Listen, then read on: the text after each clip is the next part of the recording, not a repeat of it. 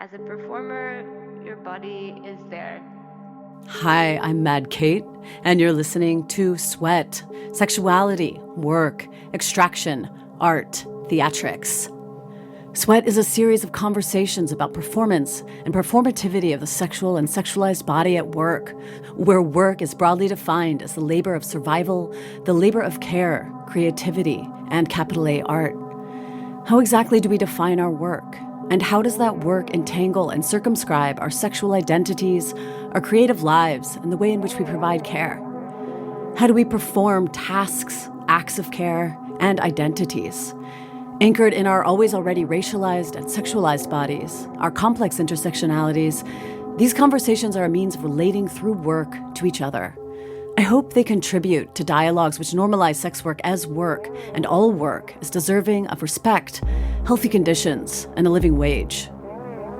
Found so fascinating the beauty of her body, the nakedness, and just to see the flesh, the skin, the wrinkles, telling a story about someone's life in such a direct, honest way. This month, although we're traveling and we're on the road, I had the very special honor of speaking to performance artist ReveRso. Out of the darkness emerged ReveRso, the creation myth of a megalomaniac marred on his own venom, a fetishistic cannibal-of-self bound in love, loss, seduction, salvation, madness, prophecy, and pain. Currently based in Berlin, ReveRso has massacred crowds on stages and in alleyways, from Europe to America and back again. I've been kind of more clear about my position when it comes to seeing myself and seeing the pass of time through my skin, through the first layer of what we see in the mirror. All those changes that are happening and they're amplifying in a sense. So that's what I'm saying. The body is just it's a frantic pace towards death. ReveRso's tour de force of delirium sites: Berlin, Amsterdam, Moscow, Istanbul, Antwerp, Paris, Barcelona, Genève, Madrid, Copenhagen, Warsaw, Frankfurt, San Francisco, Los Angeles, New York, Cologne, London, Lugano as some of his holy grounds. ReveRso also serves as the high priest of the legendary SupperClub as a long-term resident performer, desecrating its white walls with his carnal pleasures. Live like a suicide, ReveRso is the teenage harlot strangled by the Mad Hatter, lips suckled in blood, a ghostly white pallor. A junkie, he must devour the public to feel the light, his rite of purification through the shadows, to repent to the name of no other but He ReveRso. We love S.W.E.A.T. We love S.W.E.A.T. She loves S.W.E.A.T. We are S.W.E.A.T. She is. Look at her. House of ized. My favorite designer, Juan de Chemier. You look amazing. Who made your mask, actually, love? The mask was a collaboration with my dear friend Naji Yani. He's incredible. We crossed paths some years ago while I secretly discovered his profile somewhere, and then I saw this incredible mask of Amanda Lepore's face, and I was obsessed. So I wrote him, and I said, I need one of those masks. Are they for sale? And he was like, of course. And then he brought it to Berlin. He was living in Switzerland at the time. He's Swiss. And then we sort of became really, really good friends. And time passed, and I was like, I love this mask, but because it wasn't made on my face, I always felt a little bit out of place. That didn't really fit my measurements. So I said, how about we create something together? And that's how our beautiful collaboration came to pass. And so this is one of the babies that he has created for me. This was a mistake that we transformed into a very special entity. And yeah, he has this incredible creative eye. He understands ReveRso, which is very important for me. So I feel that this is our baby from both of our perspectives as artists, which is really fundamental when I think you're collaborating with someone. Yeah. And then the list is enormous because I have like, I don't know, 12, I don't know how many girls I have, but yeah. Every time he's in town, I'm like, can I have a few more, please? And yeah, so the whole process was incredible. It was divine. And then we were able also to work together. You're speaking of glitters of darkness Yes. and eclipses. Yeah, I was going to ask you about it later, but tell me because we just put out a track together that came from that piece. Yes. So yeah, do you want to talk a bit about it? We just launch right in. I'm going to move your mic a little closer to you because I want to make sure, because your costume's quite loud, darling. Okay. let me just get Can't say close if they to a call it a microphone. costume. Yeah, We love a mic. yeah. inside the Get right mouth. up to her. Just make out with her. There you go. Okay, let me be that luscious bitch. So yes, that was incredible because of my development with all the masks, because I gave stories and performances to all of the girls, as I call them, all the ReveReso different girls. Who are the ReveReso girls? What do you mean when you say that for the lay people that are listening? Well, I think it's just I always consider myself, the more I got to understand who I was as an artist, that I am plagued by different identities living and thriving inside of me. And so I call them my girls, the ReveReso, different personas. And which, by the way, yeah, they don't really reflect just the particular gender, but the girls always feel like so familiar to me. Yeah. So they're girls inside of you. They're identities of you, faces of you. Yes. And I think they're always popping up. And the actual collaboration with Naji also brought that even more intensely, to recognize, oh, let's do this one, let's create that one. And it was about like how we could alter the face, so the mask will be reflecting a different side, and more like, in a sense, also like the extreme of beauty, seen from a more freaky side, without being freaky, just more like understanding how much we can push that idea of something that is alluring, but to us or to me, in a sense of what the aesthetics of ReveReso, and that could be quite repugnant to someone else as the spectator. But there's still some sort of like link to that you feel attracted to that thing. And so, yeah, all the girls that I have been working on developing with Naji.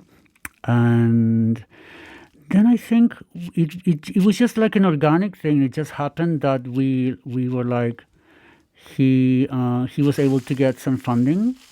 And then I said, well, I'm in. Let me create something. And it just really kind of came like rivers. The creative process was just like so.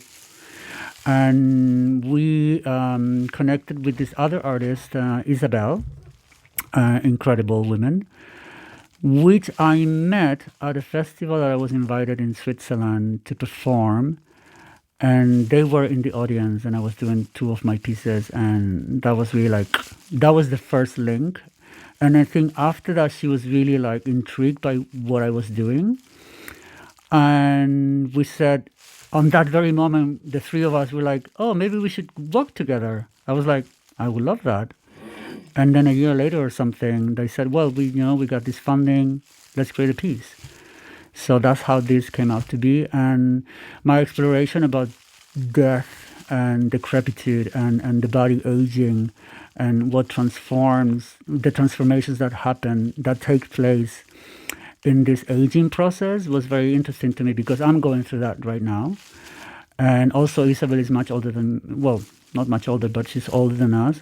And I found so fascinating the beauty of her body, the nakedness, and just to see the flesh, the skin, and the wrinkles, telling a story about someone's life in such a direct, honest way. And I think that was also kind of one of the inspirations for what I was looking for. So I've been working with creating like this sort of artificial doll character. So I've been working with silicone bodies to transform my body into a female body, but just to explore the redundancies of that that sexual thing, the objectification of that sexual, but as a very empowered way of presenting it. So I told Najib, how about maybe you can create bodies for us? He has never done that process, so it was very interesting for him to also say, okay, I'm going to challenge myself, because he's merely known for creating these beautiful pieces of mask and headpieces, and just to dive into this new territory of sculpting a body from our bodies, and then making it his own way. So that was one thing that was very new to him, and just to be part of that process, to put my body and her body and create a casket, and the technicality of that, but then in the deeper sense, what it is to create to print a notion of your body, but in a different way, in a very artificial material. I mean, all that's so fascinating. Yeah, tell me about that. I'm so curious because, when we take that I don't even know if it's the ideal female body, but this hyper-sexualized female body with larger boobs and this kind of, the almost the plasticine body on top of this aging body, this other body that's also not assigned female at birth, and we're doing different kinds of a drag, but also an age drag, all these things. What does it mean for you? What do you feel in that expression?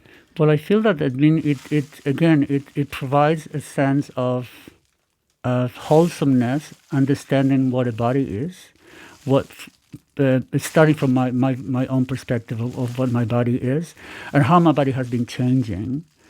And I always have a very androgynous type of body, and I always embrace that, and really soft skin and just tiny, and in a way that I always felt pleasure with that sense of being sort of not male, not female, but something else. And I think this also provides the idea of you really take control of building this casket, this new body, this new thing that you put on, but also has a level of imperfection, in a sense, and also exploring the objectification of that sexuality that is so heads on and with no apology, in a sense, and that can be quite confronting. But I like being confronting that way, is because then maybe you go to see deeper within yourself rather than judging something else.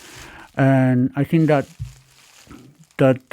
relationship between the physical body and the silicone body, or the artificial body, the artificiality of that body, how inherently penetrates the biological body, it's so fascinating. And it also makes me become a different, someone else, to assume this almost sex doll, domina, super powerful creature that is do not come. I'm in full, kind of I don't know, just I find it so alluring and beautiful, and just a full desire, in a sense. There's this idea of the desire of that, and what the reactions are of somebody who's seeing the performance, and what happened with Glitters of Darkness, because we go through this whole process of presenting the body, and that we are covering layers, right?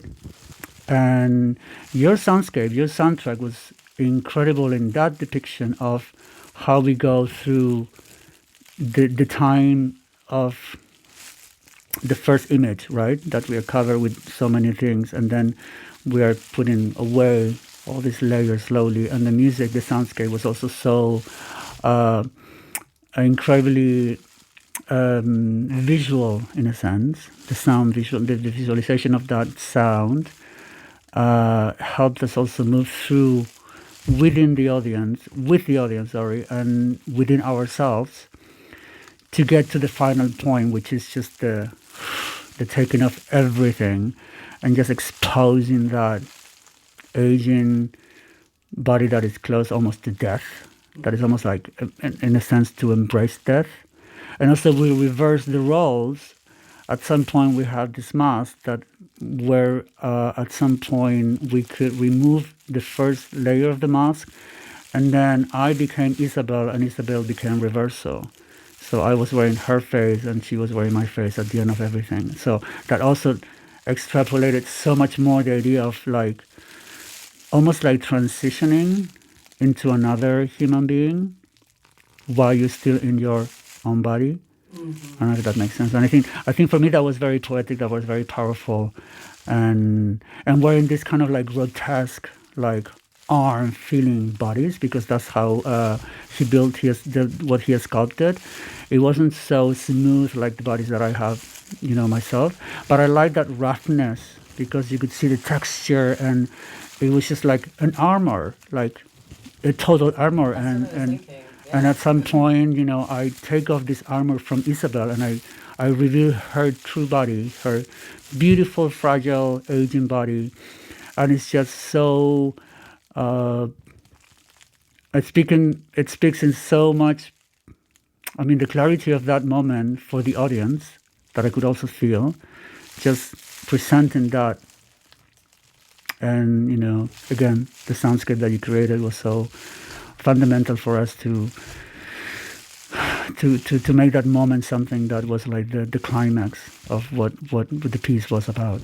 I mean, you really channeled some beautiful texts and also and movements throughout the whole piece. But you, in our track, "My Body Dies," you channeled all of these things that my body survives, my body breathes, my body wars. I'm trying to remember all of and my body dies.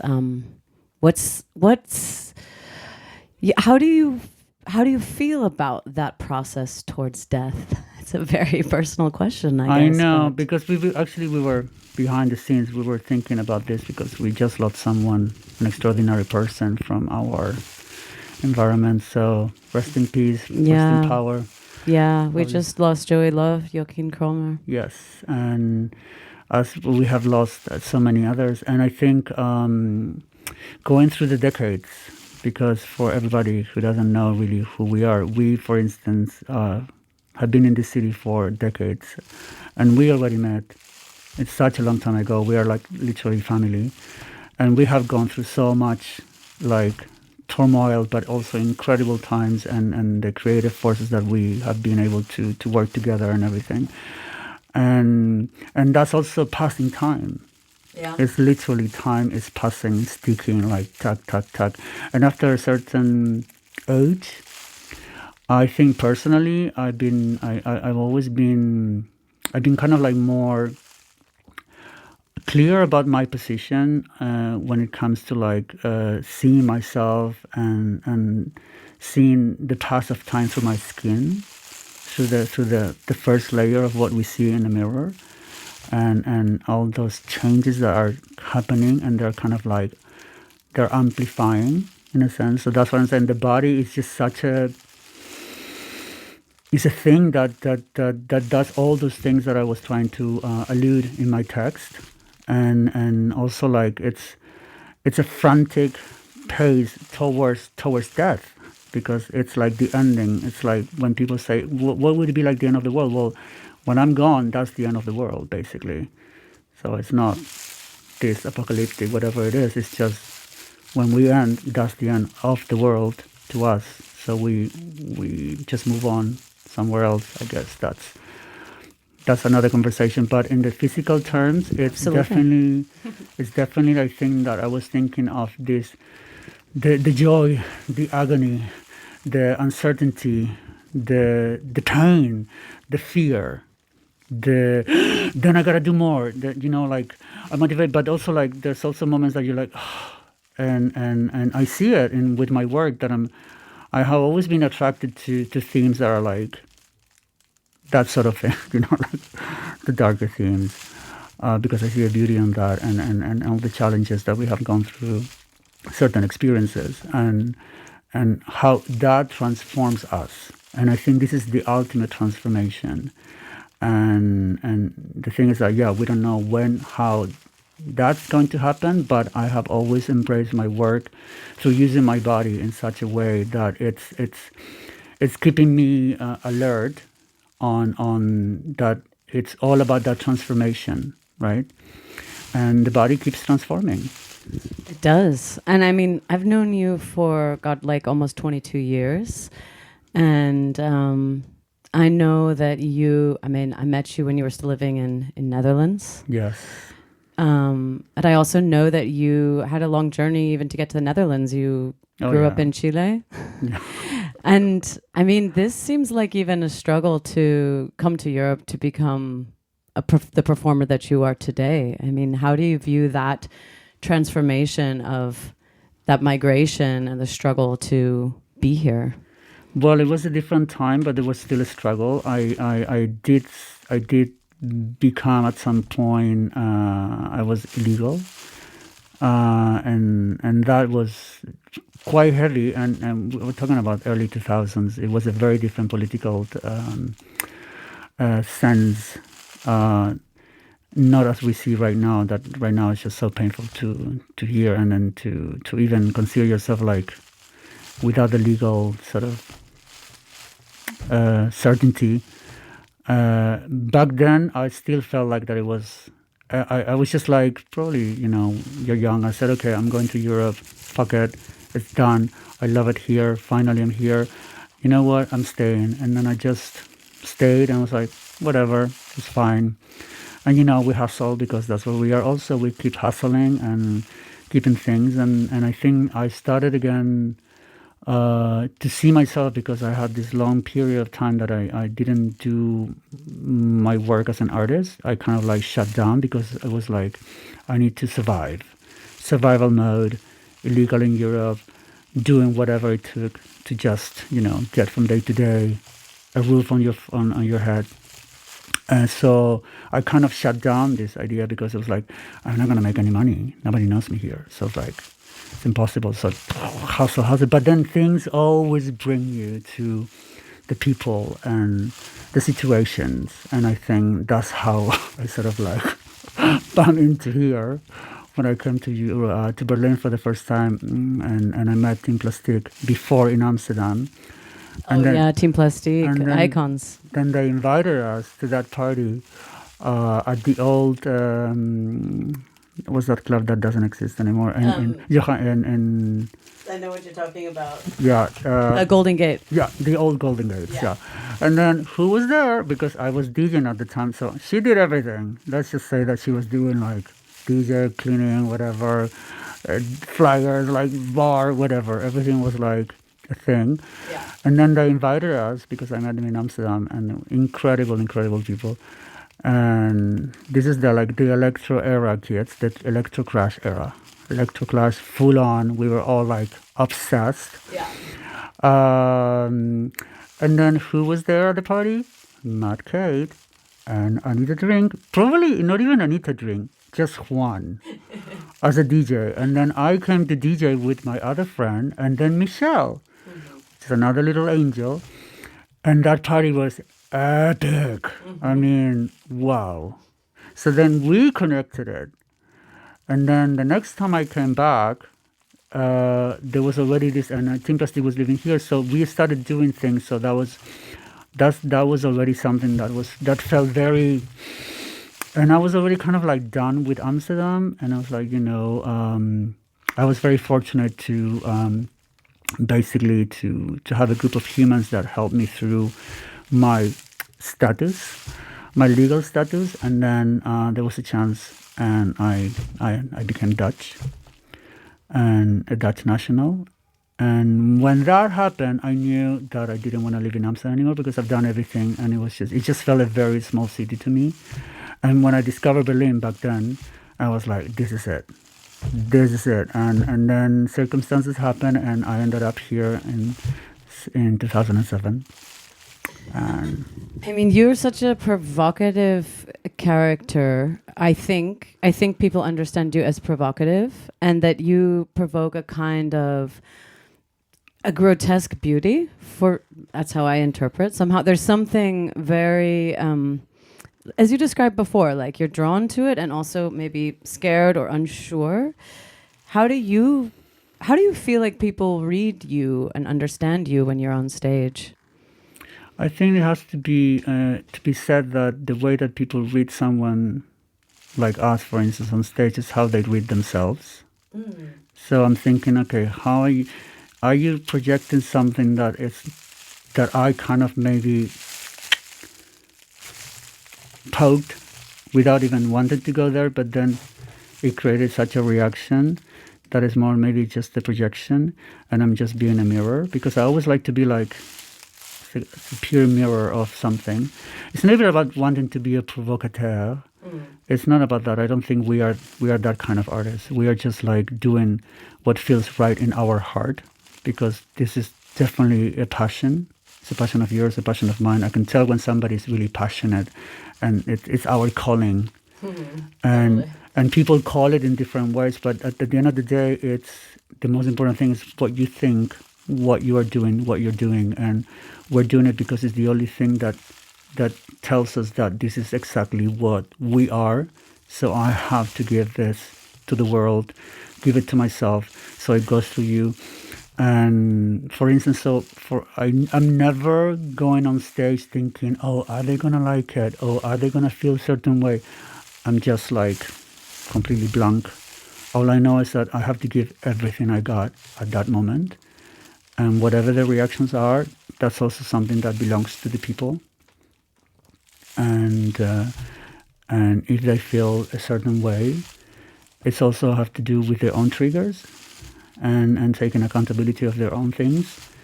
And because the most important thing for me is that I'm 300% on that stage, giving everything I got. And I feel the passion. So I have already gone through my own process. By creating a piece, it's like giving birth to something. So you already have experienced everything that has to be experienced through a piece before you're on stage. Do you feel like you think about what you want to say, or are you... Yeah, how is the creation coming through you, moving through you? How are you channeling it? What's the impetus or the little spark?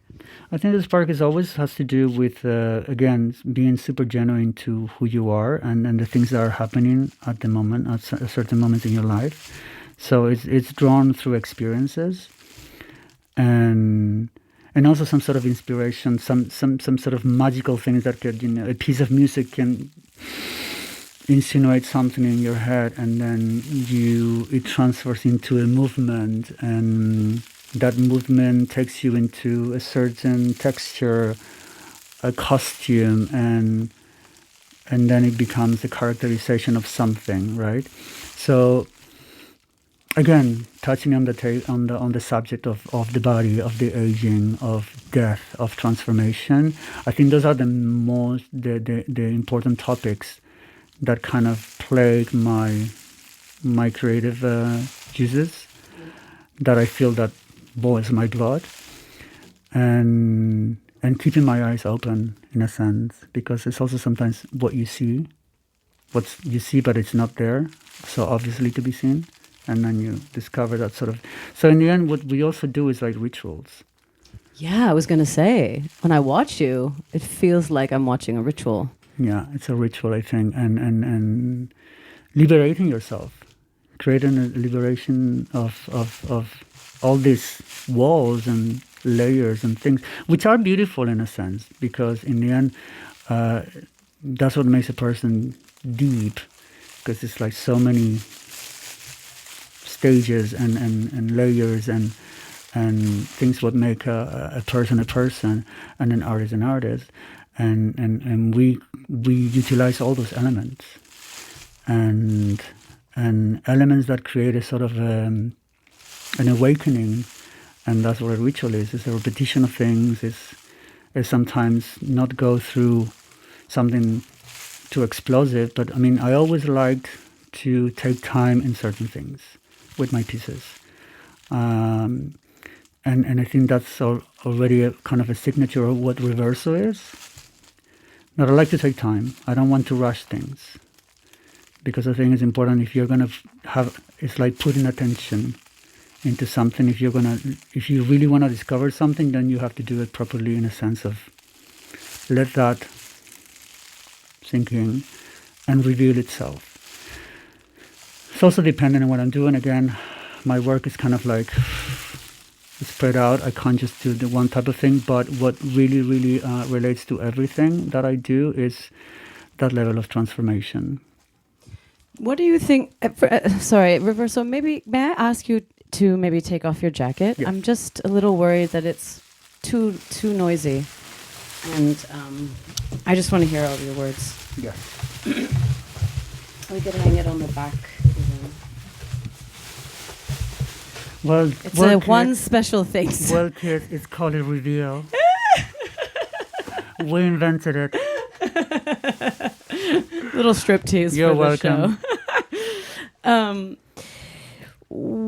I want to ask you two things. First, I want to say it's really special to be still working in nightlife, still gigging, still doing performances in that nightlife context, which is not generally funded by the arts, like the art scene. I mean, yes, of course, you've been in theater and you've been in pieces that are funded, but for the most part, we are part of a nightlife scene that is funded by tickets and people that go. And that is a really hardcore scene because sometimes you're on stage at like 2 a.m, you know, and you are in your 50s, may I say? Who said that? I don't know. I mean, I'm suing. She might be going. I'm suing. Which is amazing. Darling, we're not that superficial to talk about numbers. It's just a number. Numbers. But it's true that, we are the hardcore hustlers. We're hustling. You and I, we're like from that generation that we are just giving everything. But I think we introduced the city to performance art in a club setting. Nothing was doing that. I remember. I mean, when I saw you, I was like mesmerized by how powerful your pieces were in a club where people, But also there was a different time because there was not so many drug using. So people were actually present and we didn't have the fucking phones all the time. But you were kicking ass, like Team Plastique, their performances were also like music, but performance related, and it was like so engaging. And so I think I was feeling already because I was coming with the same sense of working at the SupperClub, but also being l'enfant terrible of the SupperClub because I was doing all these crazy things. I was like, let's do it in such a setting and the context. And then transferring that into Berlin, which was like the mecca at the time of being able to do that.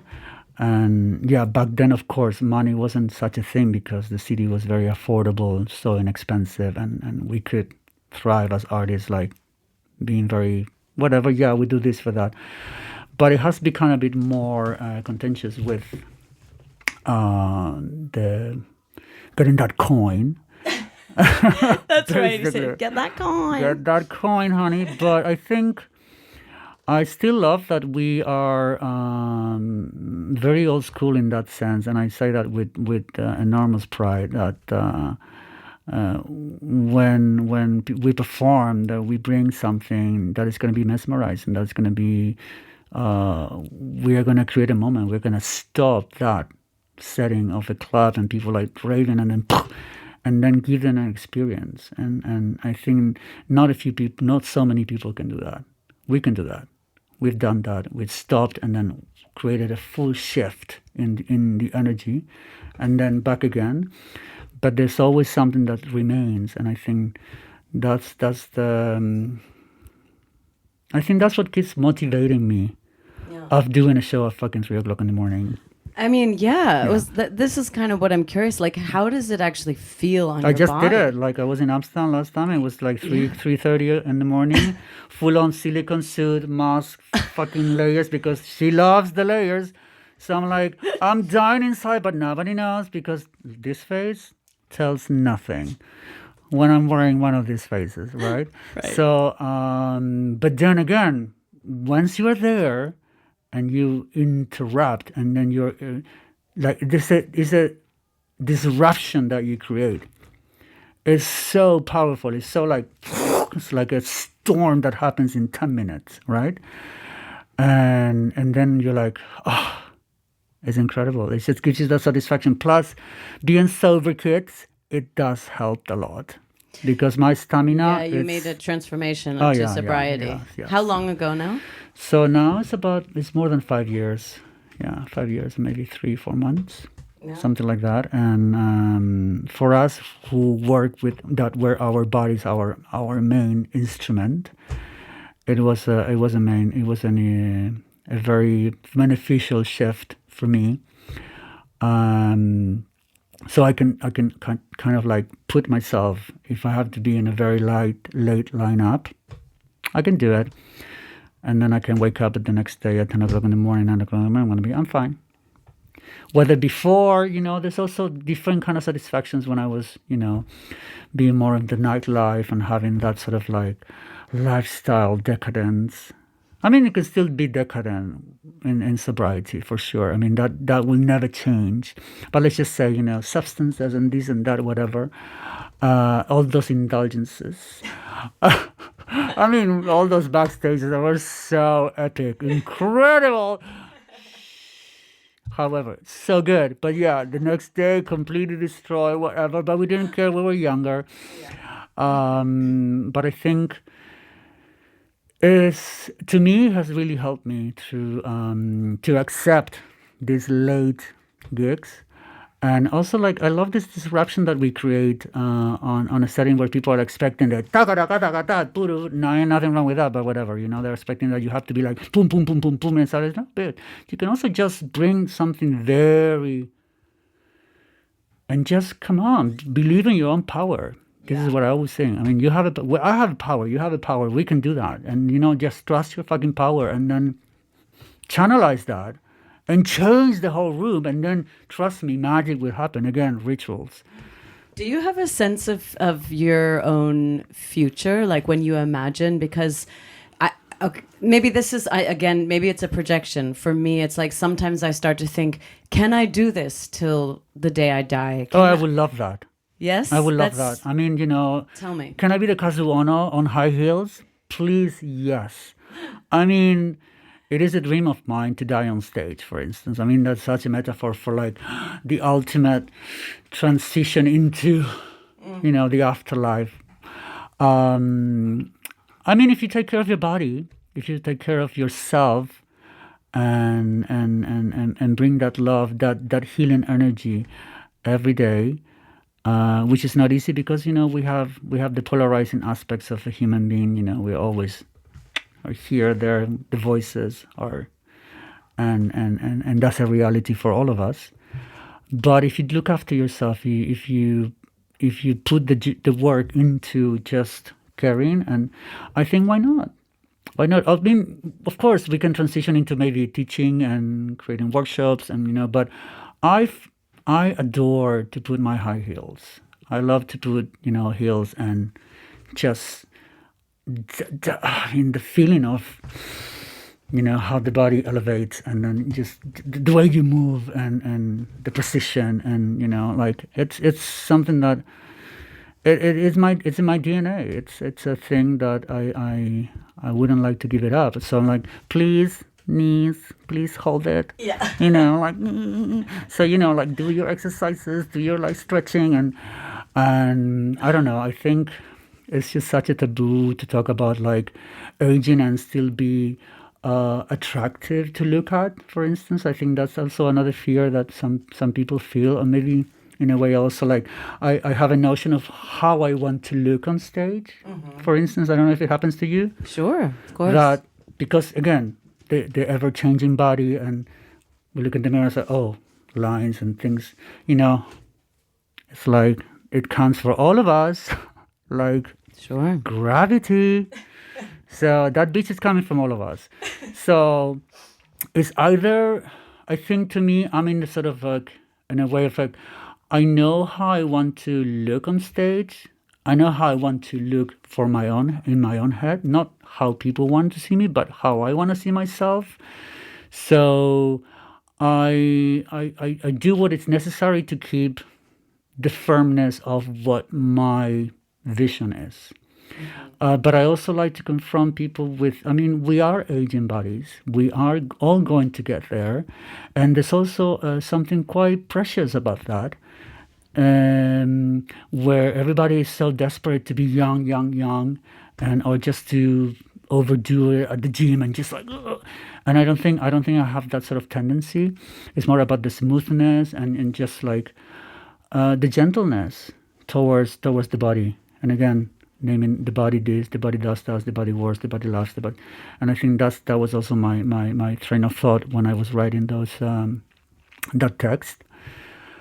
And so why not? Why not be fabulous and gorgeous and extravagant and grotesque at 95 or at 80 or 70? Why would I have to say, no, I can't do this unless, it's a physical inconvenience? It's like you physically can't do it. Then okay, but what is it? Who's there to tell you this or that, or that you can't, like... I have always been an extravagant person. I mean, and the way I wear, the way I look, what I wear, what I present myself into the world. So I'm like, thank God for ized, because that's all I'm wearing, and it reflects my persona, my sort of like little punk revolt. I don't need to conform into, oh, you're a woman of a certain age, so you shouldn't be wearing like a mini skirt, or you're showing too much skin. So what if I am, right? And I think maybe that's problematic for some people, but I'm like, I don't really care, because it's my vision. Yeah. And I think it's, again, with the art that we do, if we are put into this situation that, oh, you are this, oh, you are that, do they really know us? Do you really know who I am? Do you really know where this is coming from? So that creates a sense of, say whatever you say, but you don't really know me. To be that, and that's quite liberating as well. What would you say is at the core? ReveRso is a very changing character. You are transitioning. What do you carry with you from your origins, for lack of a better word, or what do you carry with you through all the transitions? Well, I think is the core, the soul aspect of who I am. I think I'm still that little kid from the Andes that loved to travel, to dance wild to the full moons, and and back in South America, and I think I still have some of that spirit, that wildness, and also my body and my face tell that story. And so I think throughout all the transitions, I'm still that little wild thing that has been, privileged to have seen and to have traveled in a world that was so beautiful to discover, and wonderful landscapes, wonderful memories of sunrise, sunsets in incredible places that probably don't exist anymore. You're not allowed to go and see anymore, but I have those memories, and I think that's the core of what ReveRso somehow was. And I still remember when I was 15 years old, I was living in Santiago, and I was already mixing up with a much older crowd, and they were like sort of like artsy and musicians and painters and sculptors and writers. And I remember we were on a street we were going to an exhibition at the Goethe Institute, of all places. It's so wild. Because it was the way that back then, in the late 80s, that's how you would drink for free, to go to all these openings of this sort of like, oh, the Goethe Institute is having so we would all go there to have the fucking wine or whatever they were saying for free, and just make it. So that was the thing. And I remember waiting outside, and this photographer, Leo Vidal, who is not with us anymore, so rest in power, my dear Leo, he told me, and I remember this so clearly in my head, he said, the way you dance, there is something there. Like, because I always had this thing of like expressing myself through movement dance, I always had that. I was a kid, from the new wave scene, and, the whole thing. And I remember he was so clear, he's like, you need to do something about that. There's something there. And I don't know how many years later, and because I kind of like put it back, I was like, yeah, why am I going to be a dancer? I'm too old, whatever. I was like 17 or 18. And I didn't know who I was. But he said those words to me. And so all these years later, and I'm sitting down with you, telling you, it's like, it was kind of like a prophecy that I was meant to be the person that I am today. And actually mention it as well in my small documentary, the small short film, The Beauty of ReveRso, that I was thinking about this movement, that it was something that I had to do. My body was just telling me, and then this person was like the voice of what was of me, for me to become afterwards. So, yeah. I love hearing about these memories because I know, as we get older, we acquire so many, like the stories. And so many. This is one thing I know we really wanted to talk about. Like, yes. I want to say, tell me the tea, tell me the crazy shit. Like, what do you remember? What's the craziest performance condition you ever had? And like, I want to hear it all.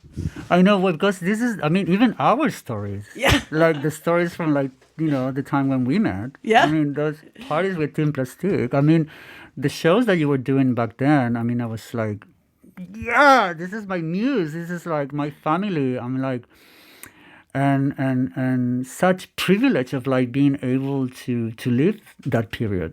Especially in the city, which was like a complete playground for the arts and for the artists, and it created such a community. And I'm so happy that 20 years later we're still friends.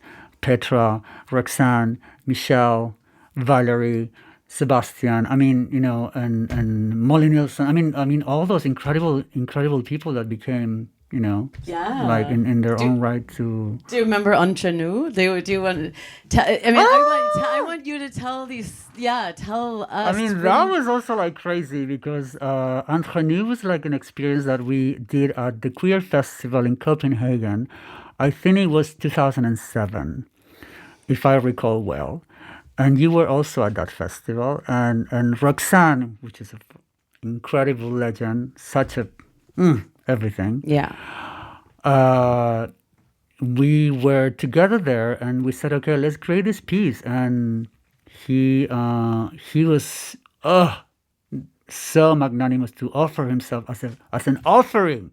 So basically, it's this dinner, this feast, the secret feast idea, where we wrap the body of Roxanne completely covering food. Yes. And then wrap him around in this plastic, tight.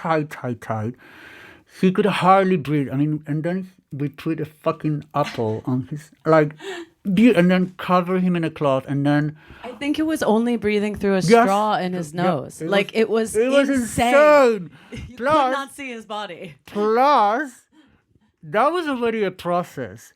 Then cover him up. Then telling everyone to come into the space, which was another maybe half an hour. Then bringing the characters, and Matt Kate was one of my picks, and then some other performers and some random people from the audience. And the gasp when I discover, and people were like, what's that? That magical moment, that was incredible. So then, after that experience, at Exit, Let It Bleed, before Exit was here, they have a block later, a place called Let It Bleed that was also iconic. And that place has a color, tiny one. And then I said, how about we recreate Entre Nous again? And then Roxanne was here. So we did that in a tiny space. We closed this big metal door. Again, Roxanne for a long time. His dedication and oh yeah, so committed. Oh my God, yeah. Out of this world. Yeah. And then it became more intimate because people were all around us. We were super enclosed, and again, it was like this distinctive, beautiful group of friends, performers, you, Molly, and Dimitri, and some others.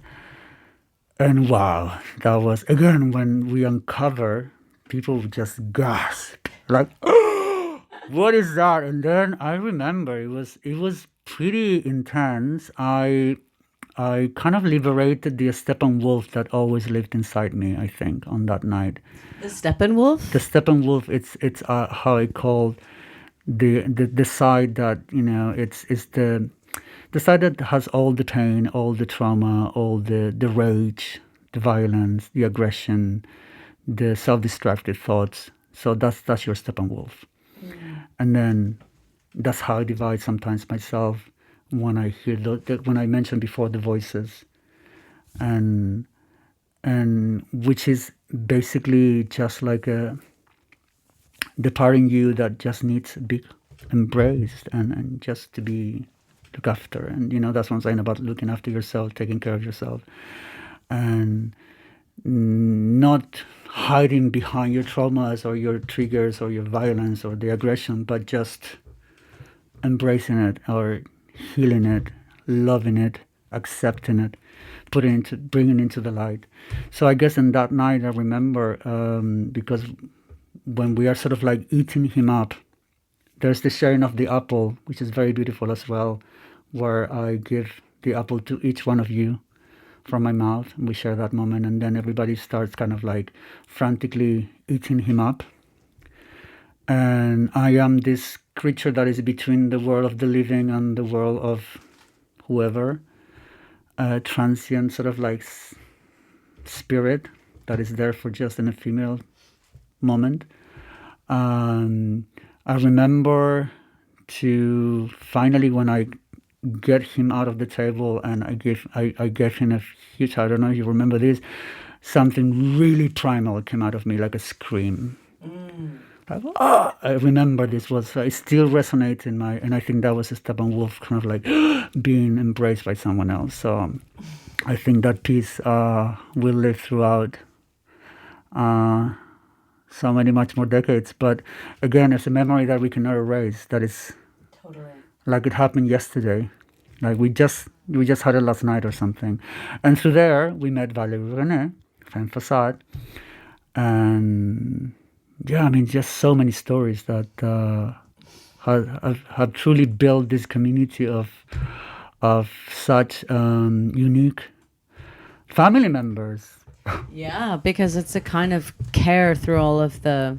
I mean, to step back, like this season, the 5th season of this show, is really trying to think about care and the way that we actually provide care to each other.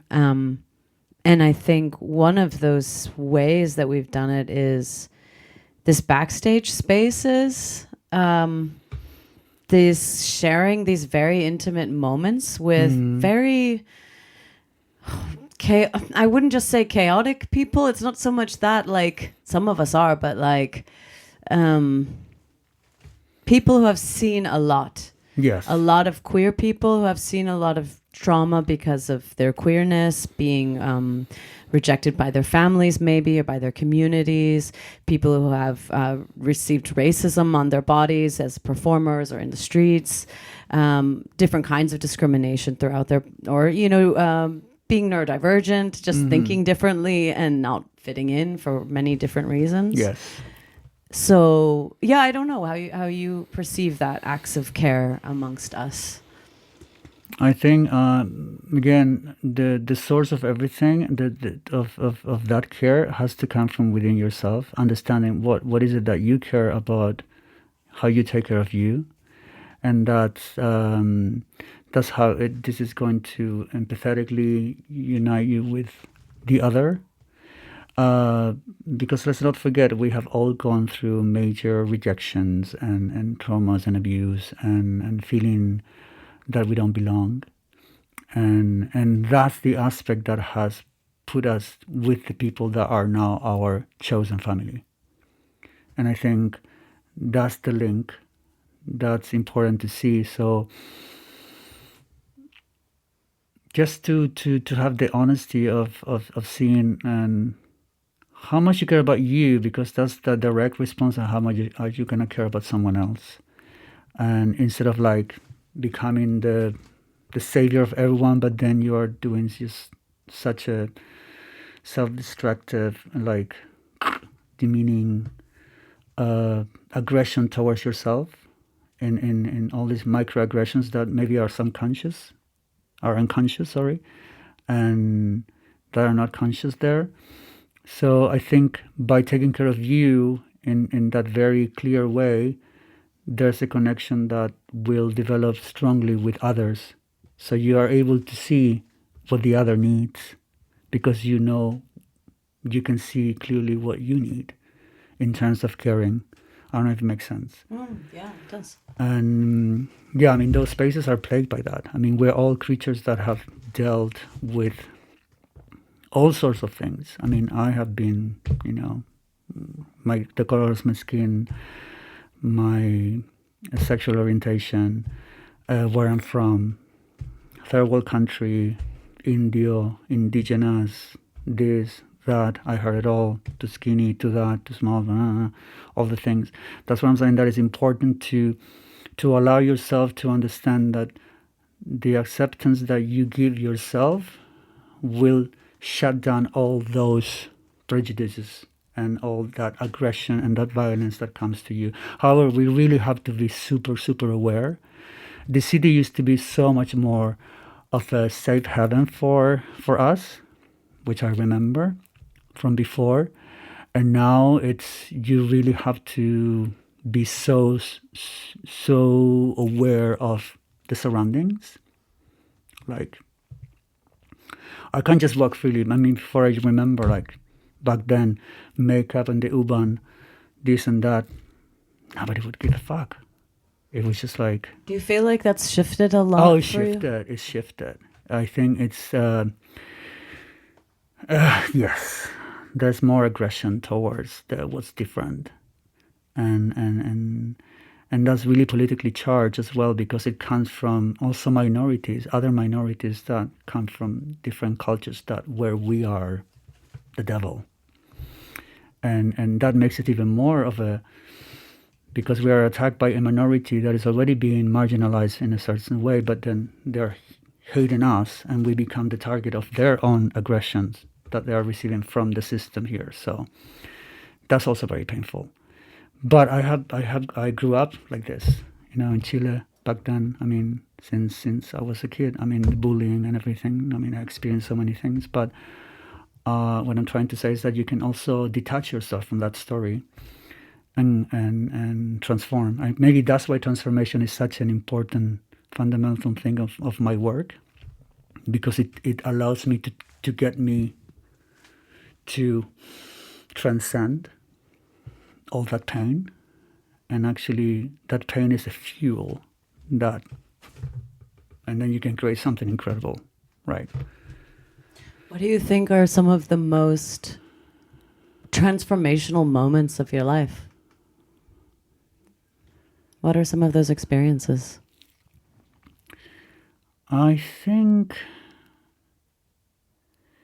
the traveling at a young age, that was, I think, one of the things that started my personal voyage of trying to understand who I was, in terms of the freedom of just like walking and say, you know,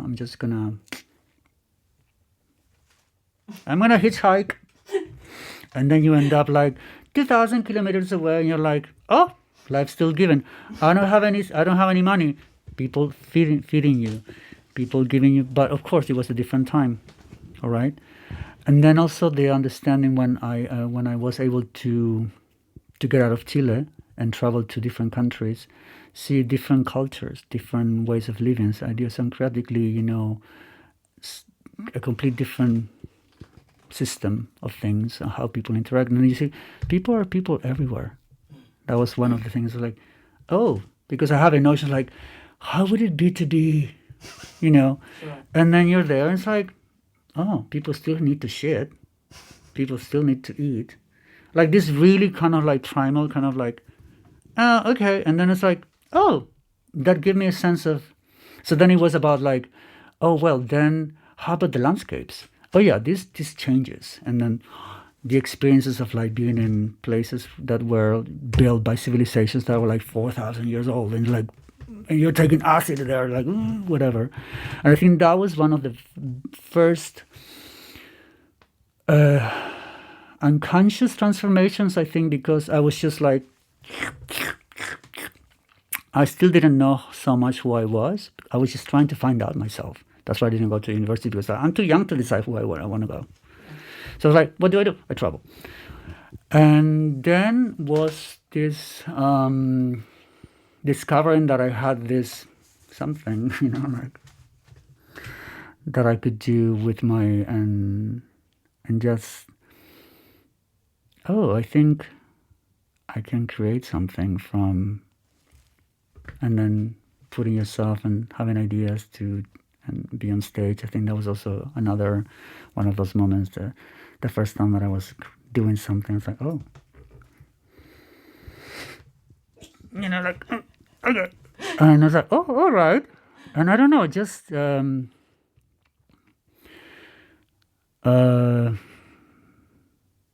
trying, for instance, like, I don't know, at an early age as well, the sacred plants, and drinking San Pedro and having this incredible, like, revelation of cosmic proportions and seeing. That was really also not in a beautiful desert, and like, and then just seeing, incredible thing that I will never forget.